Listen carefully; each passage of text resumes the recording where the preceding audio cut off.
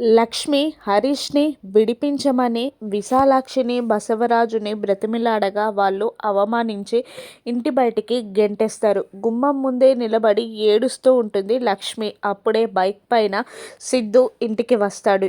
ఇంటి ముందు ఏడుస్తున్న లక్ష్మిని చూసి కంగారు పడుతూ, అక్క ఏమైందక్క?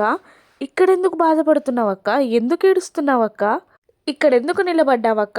ఏమైందక్క అని అడుగుతూ ఉంటాడు సిద్ధు.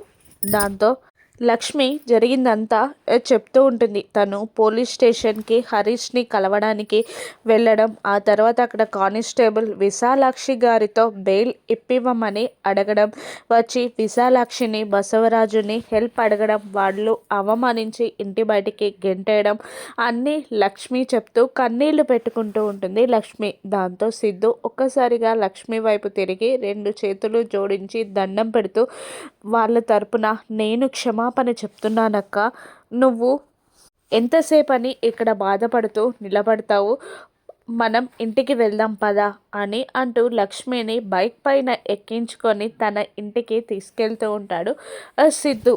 ఇంటి ముందు లక్ష్మిని దింపేసి, అక్క నేను మీ ఇంటి అల్లుడిగా కాదు, నీకొక తమ్ముడిగా మాటిస్తున్నాను, హరీష్ని విడిపించి తీసుకొచ్చే బాధ్యత నాదక్క అని సిద్ధు లక్ష్మికి మాట ఇవ్వగానే లక్ష్మి సంతోషంగా తల ఊపుతుంది. సిద్ధు అక్కడ నుండి వెళ్ళిపోతాడు. సిద్ధు ఈ ప్రాబ్లమ్ని ఎలా సాల్వ్ చేస్తాడు, హరీష్ని ఎలా విడిపిస్తాడో రాను ఎపిసోడ్స్లో చూద్దాం. Thank you for watching.